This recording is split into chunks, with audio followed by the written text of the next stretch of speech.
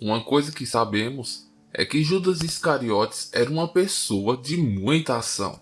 Ele não negou em assumir as tarefas mais cansativas e enfadonhas de mais responsabilidades dentro do seu grupo. Era a parte contábil. Ele providenciava as acomodações, os lugares onde os outros iam dormir, a alimentação, ele distribuía as esmolas durante as viagens. Logo na abertura deste evangelho, que é recém-descoberto, nós encontramos o seguinte texto: o relato secreto da revelação feita por Jesus em conversa com Judas Iscariotes durante uma semana, 3 dias antes de celebrar a Páscoa. É informado de que se trata de um relato secreto, entre aspas, ou seja, não é para todo mundo, mas apenas para aqueles que possuem o conhecimento. Talvez ele quer dizer que isso seja para os gnósticos. Este evangelho é considerado gnóstico, pois trata de um ensinamento reservado não para o público, mas para um grupo de pessoas específicos. O evangelho de Judas é diferente de qualquer coisa que já tenhamos lido. Nestas páginas, Judas não é traidor de Jesus, mas sim seu mais fiel amigo e discípulo. Segundo este evangelho, é Judas a pessoa a quem foi pedido o maior de todos os sacrifícios, que seria qual? Entregar Jesus para seus inimigos. Primeiramente, gente, eu estou deixando claro que isso se trata de um evangelho apócrifo, que não foi é um tipo de evangelho que é um texto bíblico que não foi aceito como sendo parte da Bíblia que temos hoje. Não sou eu que estou fazendo essas afirmações, e isso está neste evangelho recentemente encontrado apócrifo. Então vocês já sabem do que se trata. Vamos continuar com o vídeo. Mas como assim? Seria um sacrifício? Ele foi escolhido para entregar Jesus? Bem, esse pedido teria sido feito pelo próprio Jesus. Mas tu suplantarás a todos eles, pois sacrificarás o homem que me veste. Judas de fato conhecia a verdadeira identidade de Jesus. Judas lhe disse: eu sei quem és e de onde vieste. És do reino imortal de Barbelo, e eu não sou digno de proferir o nome daquele que te enviou. Nos textos gnósticos, Barbelo é um dos seres divinos primários, no domínio perfeito de Deus. Em 26 páginas, o documento narra episódios ocorridos durante a semana que antecede a Páscoa judaica, que foram os dias anteriores à prisão de Jesus. Mostra uma versão completamente diferente da que nós temos acesso nos dias de hoje.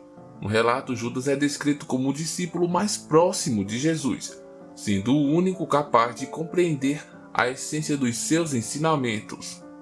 A estrela que indica o caminho é a tua estrela, diz Jesus a seu fiel seguidor, e promete ainda: a tua estrela, a estrela de Judas, brilhará no céu.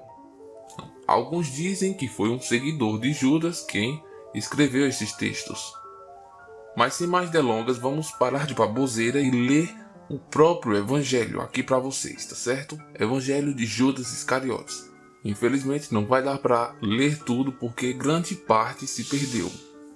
Por se tratar de um documento muito antigo, muitos trechos foram perdidos com o tempo. O mistério terrestre de Jesus.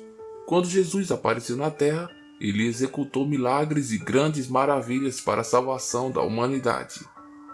E desde então, alguns caminharam de maneira reta, enquanto outros participaram de transgressões, e os 12 discípulos foram chamados. Ele começou a falar com eles sobre os mistérios de além-mundo e o que aconteceria no fim.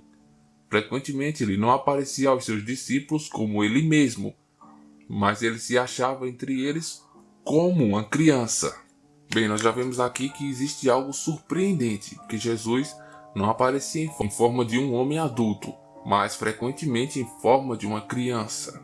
Continuando. Cena 1. Jesus dialoga com os seus discípulos.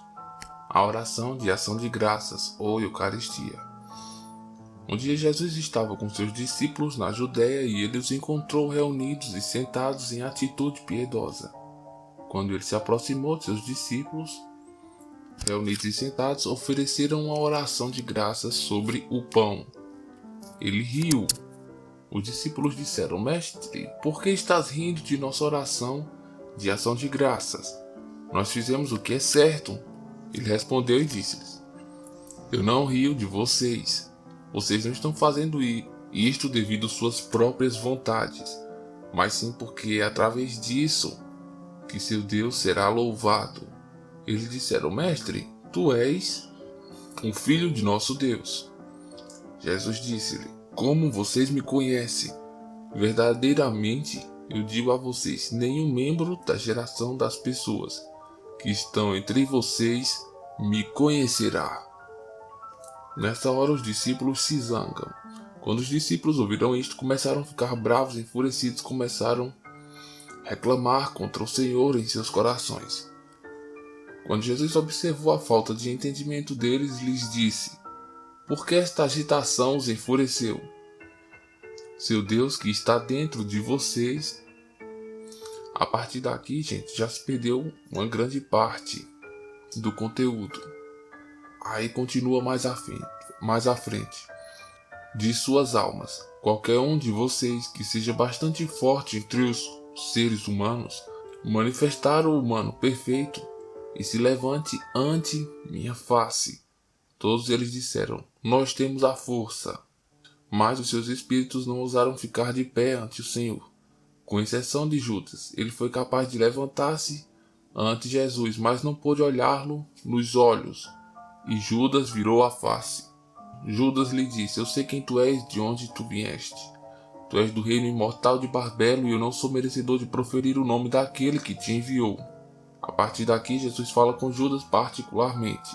Sabendo que Judas estava refletindo sobre algo que era exaltado, Jesus disse-lhe: Afaste-se dos outros e eu lhe contarei os mistérios do reino. É possível você alcançá-lo, mas você sofrerá muito, pois outra pessoa o substituirá, para que os 12 discípulos possam vir novamente a se realizar com seu Deus. Aqui, gente, começa a confusão. Nessa parte aqui, tudo fica meio desencaixado, como se os discípulos tivessem um Deus. Ele fala de um Deus em particular que não dá para saber se é o mesmo Deus bíblico ou se é um outro Deus. E, continuando, Judas disse-lhe: Quando tu me contarás estas coisas? Quando virá o grande dia de luz amanhecer para essa geração? Aí, no momento em que ele disse isso, Jesus o deixou. Então Judas deixou a saber que haverá um dia de grande luz e amanhecer para esta geração. Continuando, cena 2, Jesus aparece novamente para seus discípulos. Na manhã seguinte, depois do que aconteceu, Jesus reapareceu para os seus discípulos novamente. Eles disseram: Mestre, para onde foste e o que fizeste com tudo que nos deixaste? Jesus disse: Eu fui para uma outra geração grande e santa. Seus discípulos lhe disseram: Senhor, o que é a grande geração que é superior a nós e mais santa que nós, que não está agora nestes reinos? Quando Jesus ouviu isso, ele riu e disse-lhes: Por que vocês estão pensando em seus corações na geração forte e santa? Verdadeiramente eu digo a vocês que ninguém nascido deste éon verá esta geração. Nenhuma hoste angelical das estrelas regerá aquela geração. Nenhuma pessoa de nascimento mortal pode se associar-se com ela. Quando seus discípulos ouviram isto, ficaram preocupados em espírito. Não puderam dizer uma só palavra. No outro dia apareceu-lhes Jesus e eles disseram a ele: Mestre, nós o vimos em uma visão, porque tivemos grandes sonhos. Aí começa a perder algumas partes do texto. Daqui ficou tudo incompreensível, já não dá para saber mais de nada. Gente, toda vez que eu falei parte perdida, foi algum trecho que sumiu do apócrifo, do manuscrito. Continuando, os discípulos vieram para o templo e discutiram o ocorrido. Eles disseram: Nós vimos uma grande casa com um grande altar. Nela tinham 12 homens, eles são os sacerdotes. Nós diríamos, é um nome e uma multidão de pessoas que está esperando naquele altar. Até os 12 sacerdotes. Eles recebem oferendas, mas nós ficamos esperando. Jesus disse: Como são os sacerdotes? Eles disseram: Alguns dos. Aqui se perde um trecho da Bíblia. Parte perdida. Sacrificam seus próprios filhos, outros suas esposas, em louvor e humildade entre si. Alguns com os homens, alguns estão envolvidos em massacres, alguns cometem uma multidão de pecados e de ações ilegais. E os homens que estão de pé ante o altar invocam teu nome. Em todas as suas ações deficientes, os sacrifícios são concluídos. Depois que eles disseram isto, eles ficaram quietos porque estavam preocupados. Aqui, gente, dá para entendermos que ele está falando da terra, de algumas perversidades que são feitas na terra. A partir daqui, Jesus oferece uma interpretação alegórica da visão do templo. Jesus disse: Por que vocês estão aborrecidos? Verdadeiramente eu digo a vocês, todos os sacerdotes que estavam de pé ante aquele altar invocam meu nome. Novamente eu digo-lhes, meu nome foi escrito nisto. Parte perdida. Das gerações das estrelas através das gerações humanas. E eles plantaram árvores sem frutos e em meu nome de uma maneira vergonhosa. Jesus disse-lhe: Aqueles que vocês viram recebendo as oferendas no altar, aqueles são vocês. Esse é o Deus que vocês servem. Vocês são aqueles 12 homens que vocês viram. O gado que vocês viram sendo trazidos para o sacrifício são as várias pessoas que vocês desencaminharam diante daquele altar. Parte perdida. Estarão de pé e farão uso de meu nome deste modo, e gerações de piedosos permanecerão leais a ele. Depois disto, um outro homem estará lá de pé pelos fornicadores, e outro irá se levantar lá pelos assassinos de crianças, outro pelos que dormem com homens, e pelos que se privam, e pelo resto das pessoas de poluição, e ilegalidade e erro, e os que dizem: Nós somos como os anjos. Eles são as estrelas que trazem tudo à sua conclusão.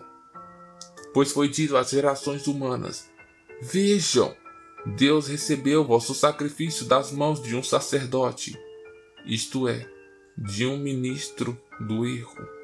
Porém, o Senhor tem comandado tudo. No último dia eles serão envergonhados. Então Jesus disse: Parem de sacrificar o que vocês têm sobre o altar, desde que eles estão sobre suas estrelas e seus anjos, e já lá chegaram às suas conclusões. Assim os deixem serem laçados antes de vocês. Os deixem ir. A partir daqui, 15 linhas aproximadamente foram perdidas. Jesus disse-lhes: Parem de lutar comigo, cada um de vocês tem sua própria estrela. Aí algumas palavras, muitos trechos, 17 linhas foram perdidas a partir daqui. Só algumas palavras foram salvas, como quem veio, fonte para a árvore, desta eternidade, durante um tempo. E aqui conseguimos uma frase intacta: Mas ele veio para molhar o paraíso de Deus e a geração que durará, porque ele não poluirá o caminho de vida daquela geração. Mas, trecho perdido, por toda a eternidade. Continuando, Judas pergunta a Jesus sobre aquela geração e sobre as gerações humanas. Vamos ver se ele vai conseguir chegar na geração santa. A geração santas, pequeninos. Trata-se de um trecho da Bíblia Católica, onde Jesus fala que o mundo dele não é deste mundo, mas que ele pertence a um outro mundo. Seria também este mundo o lugar de onde veio Melquisedeque ou não? Melquisedeque, sim, do reino de Salém, um reino que nós não conhecemos na terra. Um homem misterioso que, segundo a Bíblia, não tem pai, não tem mãe. A Bíblia está cheia de mistérios, gente. Judas disse a ele: Rabi, que tipo de fruto esta geração produz? Jesus disse-lhe: as almas de todas as gerações humanas morrerão. Porém, quando estas pessoas completarem o tempo do reino e o Espírito as deixar, seus corpos morrerão, mas suas almas estarão vivas, e eles serão levados. Judas disse: e o que fará o resto das gerações humanas? Jesus disse: é impossível plantar sementes nas pedras e colher seus frutos. A mão que criou pessoas mortais, de forma que suas almas vão até os reinos eternos do alto. Verdadeiramente eu lhe digo, trecho perdido, anjo, trecho perdido, pode. Depois que Jesus disse isso, partiu. Cena 3. Judas narra uma visão e Jesus responde. Judas disse: mestre, como tu escutaste a todos eles, agora também escute-me, pois eu tive uma grande visão. Bem, aqui ele se refere a uma visão que ele teve em particular, porque os outros discípulos, segundo o apócrifo, tiveram visões e Jesus as interpretou para cada um deles, como se eles fossem responsáveis por cada pecado que existe na terra e por aí vai. E também falou sobre algo estranho, sobre sacrifícios de humanos e parentes, etc., devido a estes grandiosos pecados. Vamos ver a visão de Judas. Quando Jesus ouviu isto, ele riu e disse-lhe: você é o 13º espírito, porque tenta se abater. Uma observação, pequeninos. Reparem que Jesus é bastante sorridente neste livro. Ele ri quase o tempo inteiro. Aqui nos mostra uma personalidade bastante interessante. Voltando ao texto. Mas fala, eu serei indulgente com você. Judas disse-lhe: na visão eu me vi sendo apedrejado pelos 12 discípulos que estavam perseguindo-me severamente. Eu também vim para um lugar onde, depois de ti, eu vi uma casa, trecho perdido. Meus olhos não puderam compreender o seu tamanho. Grandes pessoas estavam cercando-a, e aquela casa tinha um telhado de verdura. No meio da casa havia uma multidão. A partir daqui foram perdidas 12 linhas, dizendo: mestre, leva-me juntamente com estas pessoas. Jesus respondeu-lhe dizendo: Judas, sua estrela o desviou. E ele continuou: nenhuma pessoa de nascimento mortal é merecedora de entrar na casa que você viu, pois aquele lugar está reservado para o sagrado. Nem o sol, nem a lua regerão lá, nem o dia, mas o sagrado lá habitará sempre, no reino eterno com os anjos santos. Olhe, eu lhe expliquei os mistérios do reino, e eu lhe ensinei sobre o erro das estrelas. E, trecho perdido, enviei-o, trecho perdido, nas 12 eternidades. Continuando. Próximo texto, Judas pergunta sobre o seu próprio destino. Judas disse: mestre, poderia ser que minha semente estivesse debaixo do controle dos regentes? Jesus respondeu-lhe dizendo: venha que eu... A partir daqui 2 linhas foram perdidas. Mas isso você sofrerá muito quando você vir o reino e toda a sua geração. Quando Judas ouviu isto, ele disse: qual foi o bem que eu recebi? Pois tu me separaste para aquela geração. Jesus respondendo disse-lhe: você se tornará o 13º e será amaldiçoado pelas outras gerações. Você regerá sobre elas. Nos últimos dias, eles amaldiçoarão sua ascensão para a geração santa. Ai, não sei vocês, mas eu me arrepiei todinho. Jesus ensina cosmologia e Judas sobre o espírito e o autogerado.